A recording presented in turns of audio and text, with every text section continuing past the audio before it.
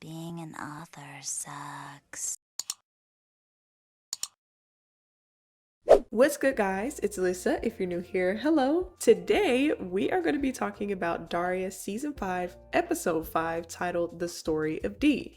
And y'all, I realize I have never talked about an episode from season 5, and I feel like it's because to make these videos I have to binge so many of the episodes, so it just all kind of blends together, if that makes sense. So I thought that the first episode that we should talk about is The Story of D, because you guys wanted me to talk about Right Where It Hurts, but I picked this one instead. So I will be making a video on Right Where It Hurts, maybe sometime soon, TBD. But of course, I have to get the formalities and the promo out of the way. You can follow me on TikTok, Instagram, Twitter, Blue Sky. All that information should be in the description box down below. I also have multiple YouTube channels. I have a personal lifestyle channel, and I have a Sims channel that I am more frequent on than second channel. And of course, I always want to thank my patrons over on Patreon for supporting me beyond YouTube. Your contribution and your support, of course, never goes unnoticed, but also just watching my videos is always enough. But anyway, in this episode, Daria takes a risk and puts her writing out into the world. But when it doesn't go as well as she hoped, her self-doubt kicks in and we get a lesson on rejection and how that plays a huge role in your confidence. The episode starts with Daria's mom, Helen, on the phone with her sister, giving her sister relationship advice about why she should stay in her marriage. Rita, if Aaron never loved him, why'd she marry him in the first place? Once he gave her herpes, she didn't think anyone else would want her? Oh, Lord, Rita, it's a new millennium. When will people get rid of these outmoded ideas about sex? After Helen criticizes her sister's outdated view on sex, she asks her daughter Quinn where Daria is. When Quinn tells Helen that Daria is in her room, Helen becomes immediately concerned that she's up there alone with Tom. Who is Tom? Well, seeing as this is the first time that I'm talking about an episode in season 5, at this point in the show, Tom is Daria's boyfriend. Now, I've talked about episodes in season 4, and at that time, Tom was Jane's boyfriend. So if you do the quick maths, you can figure out the messiness of this whole plot, but don't worry, I am working on a video where I give my updated view on the whole Tom, Jane, and Daria situation, so do stay tuned for that, but let's get back into it. Helen bursts into Daria's room, maybe hoping to catch her in the act and stop something from happening, if you catch my drift. Instead, she finds Daria at her computer with no Tom in sight. So Helen just leaves Daria to it, realizing that she's alone. Daria, why don't you two come downstairs and, Tom's not here? Not unless you've got him secreted somewhere on your person. When Daria gets a call from her best friend Jane, wondering why Daria isn't at the movie theater yet, seeing as the movie they planned on watching has already started, but no Daria. Realizing she forgot their plans, Daria quickly makes her way over there. But since they missed half the movie, she and Jane end up watching a different movie than they intended. Both are a little upset that the last movie they ended up watching was slop, but they still enjoy a little bit of sarcastic banter about how bad it was. But of course, sitting through a bad movie and cracking a few jokes hasn't let Jane forget that Daria's booty was late, so she asks her, why? Well, if you'd been on time, we'd be deconstructing that comedy from Croatia instead of It Came from Planet Stupid. What were you doing that was so important anyway? Working on something. Oh, I'm satisfied. After holding her whereabouts close to her chest, Daria finally admits that she was writing a short story. Jane is confused as to why this is a big old secret, but Daria confesses that she's writing a short story to submit to a publication. Now, this does change things. This is very exciting. Jane, as her best friend, is of course happy for her and wants to know when she'll be able to read this short story. Hey, that's a step. When can I read it? How does next leap year sound? You're willing to have it published and read by strangers, but you don't want your best friend to see it? Thank you for understanding. But Daria seems self-conscious about letting people read her writing. Daria seems to only be comfortable submitting her work for a grade, usually for Mr. O'Neill to read. But I completely get it, y'all. As much as I sit here, record these videos, make them, edit them, have to listen to myself talk over and over, have to watch my mistakes back, put it out into the world, it's very different when people consume your content without you actually seeing them consume your content. There's something very jarring about people consuming your content in real time. I can suggest that someone watch my videos, but do not watch my videos in front of me. I do not need you internalizing my content in my presence. It's completely different. Later at their favorite pizza place, Jane tries to divert from the subject of Daria's story as much as possible, but Daria sees through it and asks Jane to just admit that she doesn't like the story. I didn't hate it. It just seemed, well, the plot felt a little muddled. You think it sucked. Just admit it. It had too many styles or something, that's all. Daria prefaces that it's okay if Jane didn't like the story, admitting that she doesn't like her story either. But I actually don't believe that Daria really hates her story. I think that she's just not confident in her writing or in how it will be received. So to soften the blow of potential criticism, she preemptively criticizes herself, and here starts the self-deprecation. Jane is an artsy girl, and she admits it, she's not a literature girl. So reading and writing is really Daria's thing, and I think Jane just wanted to read it because Daria is her friend and she just wanted to support her. But they also do have a dynamic where they're honest with each other, so she doesn't sugarcoat her thoughts on the story when she's directly asked about it. Instead of saying the story sucks because she doesn't think that it does, Jane just admits that it's not her thing and suggests maybe someone more literally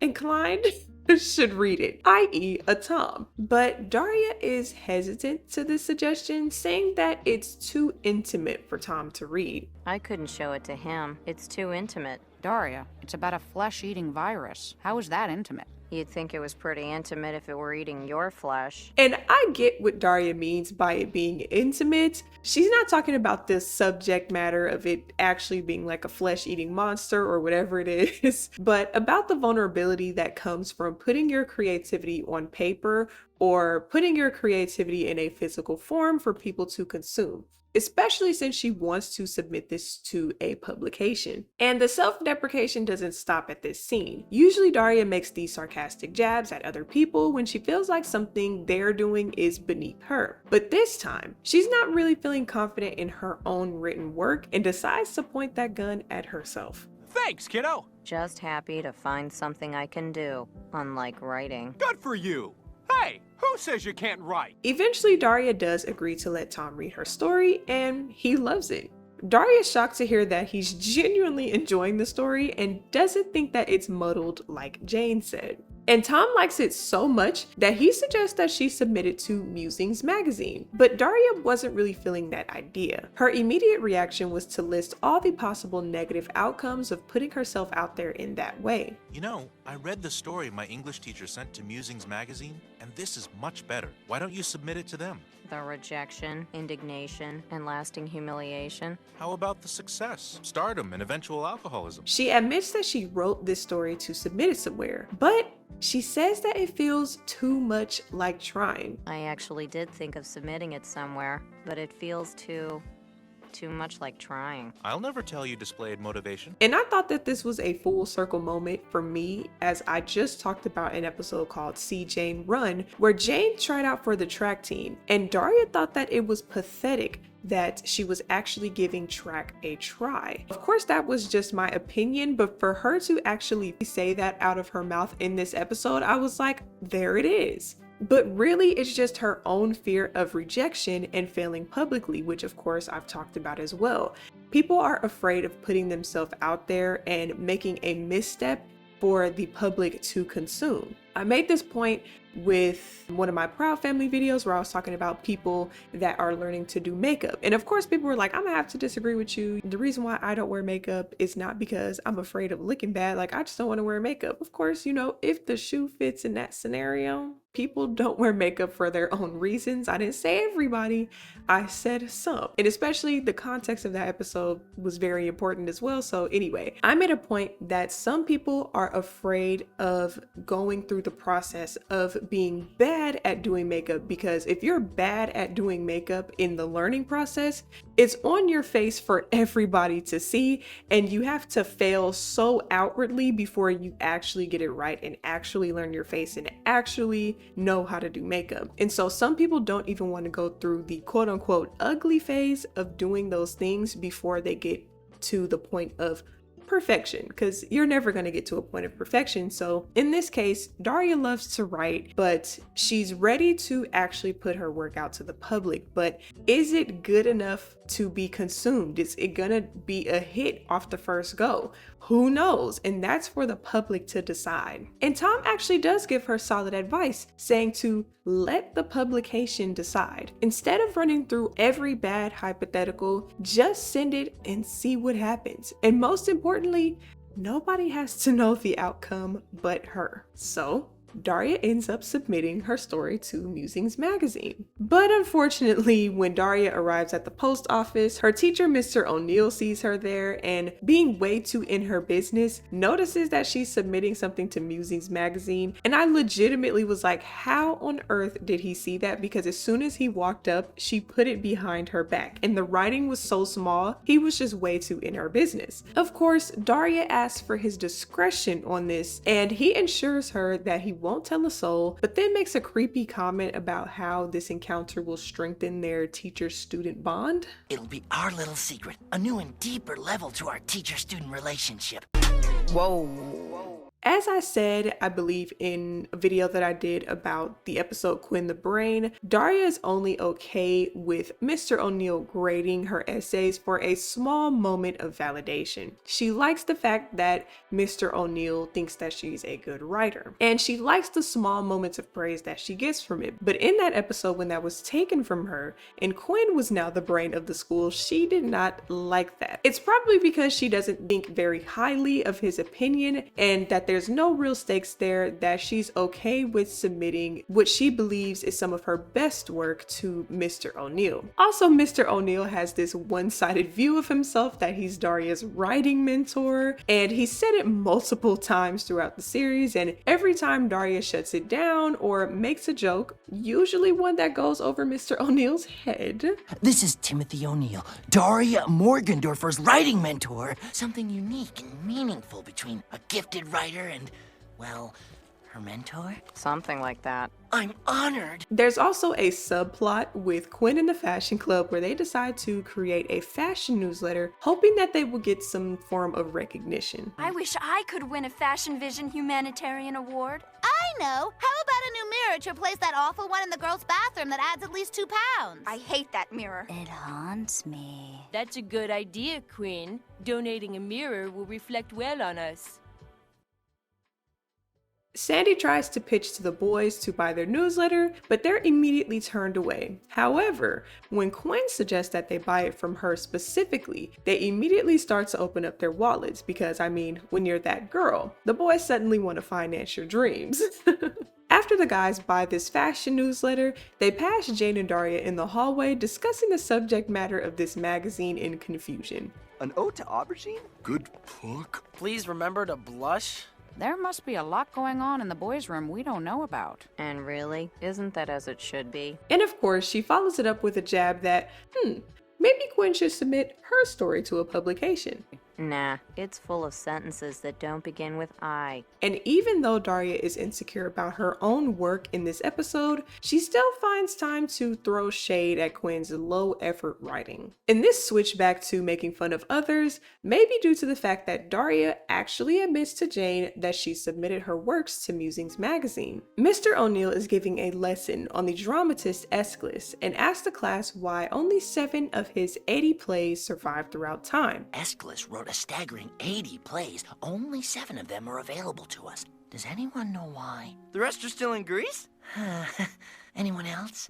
Daria? The remaining plays were destroyed. And for some reason, this cues him to relate this to Daria. And of course, you guessed it. Despite him making a vow of secrecy, he decides to ask Daria how she would feel if her story that she submitted to Musings magazine was lost to mankind. How would you feel if the story you wrote were lost to mankind forever? If every last copy of Musings magazine were somehow set aflame? Wow, you've been published in Musings? Daria, what were you saying? Never mind. I think you've said it all. Excuse me? Oh dear. Sorry. I think this goes without saying that this is a huge violation of trust. I mean, the look on Daria's face when he starts talking about it is just completely hurt. Daria explicitly asked him to keep her submission private. Mr. O'Neill has this naive optimism that doesn't excuse the harm that he causes. And I feel like we all know someone like this where you just cannot tell your business to because they will run their mouth. And at some point, yes, it is up to us to decide what info we share with people like that, but the thing with Mr. O'Neill is that he props himself up as a trusted confidant to his students, but that's not actually the case, as history would show. The students come to him for guidance, or at least he comes to them to offer his guidance, and they feel forced to open up to him. But then he betrays their moment of vulnerability by doing what he believes is best for them, or just simply disregarding the agreement of trust that was set. He meant well, for a teacher who does nothing well. And this slip is a complete domino effect. Everyone is now under the impression that Daria got published. Her friends start congratulating her, but it's based on a misunderstanding that Mr. O'Neill caused. She has to constantly correct people, telling them her story is not published, she just submitted it for a chance to be published. Then why are you telling everyone it's been published? Oh, you know Daria and her compulsive need to impress. And word has gotten around so much at the hands of Mr. O'Neill that even Miss Barch knows and comes to congratulate her. You go, girl. Who told you? It certainly didn't come up during anything other than normal in-school chit-chat among colleagues. Fully dressed, with no oils involved. Ever have one of those moments that no shower, no matter the duration nor the temperature, can ever erase? I'm leaning toward trauma-induced amnesia myself. Punch my head, would ya? Like, ain't no way he's sitting up pillow talking with Miss Barch about Daria. Like, he just cannot keep his mouth shut. When Daria gets home, she finds Quinn in the fashion club crying because, well, their newsletter's fashion predictions were completely wrong. But this ends up being fine because the boys didn't actually read the newsletter, of course. Everyone just ignore everything you read. You didn't read it at all, did you? Want us to read it now? No. You know, just like when I ask people to watch my YouTube videos that aren't the Daria ones, but, you know, they're like, hey, I'm gonna watch it, and then they don't. I low-key have to create some incentives to get you guys to watch those other videos, but I'll figure that out in due time. Anyway, as Daria is kicking the girls while they're down, she spots her own writing problems glaring at her from the coffee table. It's a letter from Musings magazine, and when she opens it up, she finds out she's been rejected. Her first instinct is to go to Tom with this news. I'm not sure if she was looking to vent or for advice, and I'm not sure if she even knew either, but this conversation went left real fast. Daria's upset. She's blaming Tom for telling her to submit it in the first place. She doesn't want to hear his optimism, him telling her that everything's gonna be okay, because of course he'll get over this fast because he's not the one that got rejected. But Tom tries to stay positive, saying that Musings just isn't the right place and that she should just go try somewhere else. It's not enough to get rejected once. You want me to get rejected dozens of times? Come on, it happens to everyone. One try and you give up? Uncle. And I hate to say it, but he's right. One rejection does not mean that you give up, Daria. You need to have some form of resilience, especially if this is something that you want to do and that you see yourself doing in the future. You need the ability to take a hit, sit with that hit, but still keep going. It reminds me of when people say that they're not one of God's strongest soldiers. Like, look, I cannot handle everything that you're throwing at me, so please dial it back. And I get it. Not everybody has the stomach to handle rejection. Some people take one L and treat it like that's the final verdict instead of what it really is, which is one chapter, not the whole freaking story. But if you want to create something writing, or just simply building something personal, you have to expect that some doors are closed and some are slammed.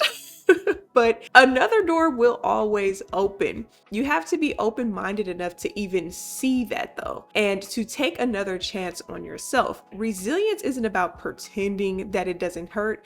It's about choosing to try again anyway, even when it does. Again, hate to say it, he actually does believe in her, but Daria doesn't believe in herself. She's convinced that submitting again would only lead to more pain, that Tom just wants her to suffer through endless rejection and live in a state of perpetual misery. God, you're insensitive. No, I'm supportive, but you're too thick-headed to notice. I liked that story. I thought it was smart, funny, and insightful. None of which I can say about you right now. Gee, thanks. See ya. Why don't you just grow up?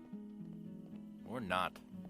Now, Tom is arrogant, but Daria is too, y'all. And that causes them to clash. And this moment is a perfect example. Daria came to him for advice, couldn't take that advice, and now they're both upset, saying hurtful things to each other. But this video is not about Tom and Daria's relationship, so let's get back to the episode's unspoken background character, Rejection.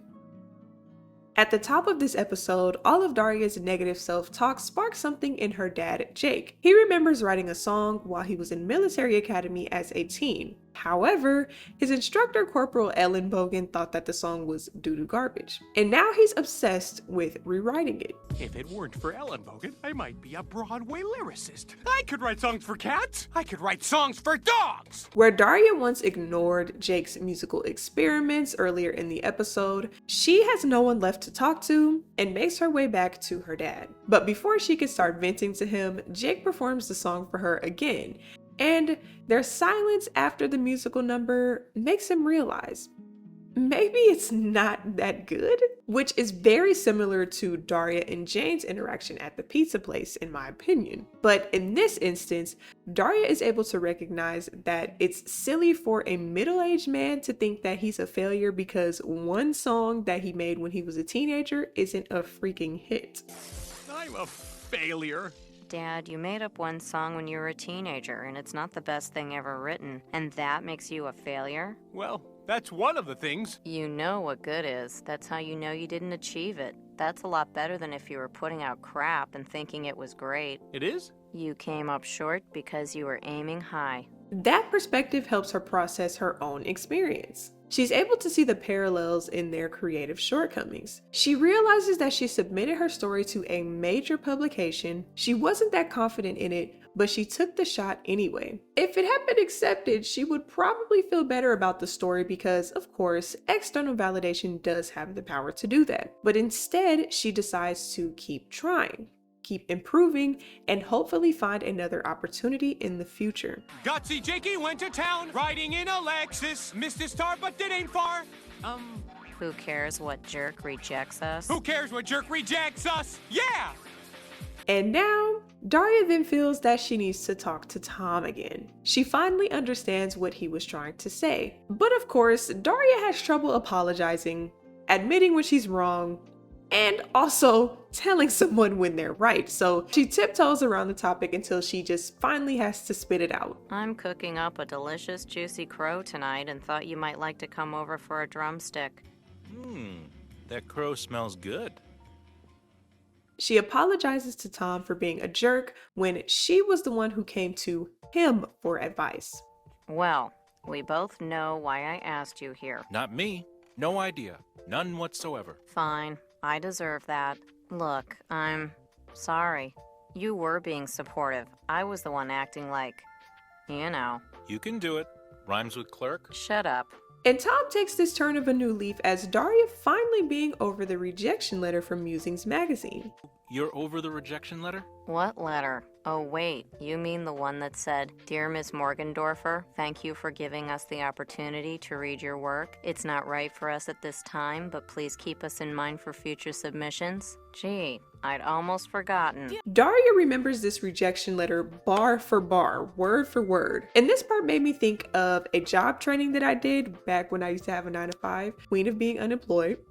But it was one point in our job, we were doing customer service stuff, of course, where They were talking about customer reviews, where people are more inclined to remember a negative experience that they had with a company or a customer service worker more than they're able to remember the positive ones. So they had asked us like, tell us a time where you had a negative experience with a representative or a company or something like that. And everybody was like, oh yeah, this happened, that happened, da da da. And then he was like, okay, well, tell us a positive encounter that you had with a customer service representative. And we were all like, because it's like, I mean, most of the time we do have a positive experience with customer service, right? It's just like, get on the phone. I mean, sure, who wants to do it? But it's like, okay, yeah, click. But then that one time that it's like, oh my gosh, like I really gotta like put my foot down on this call. It's like, of course you're gonna remember that. I say all this to say, Tom is shocked to hear about the content of this letter because he says that one of his teachers got a 1-sentence rejection from Musings saying Musings regrets that your material is unsuitable. Meaning, Musings basically told Daria, in the words of Aaliyah, to dust herself off and try again,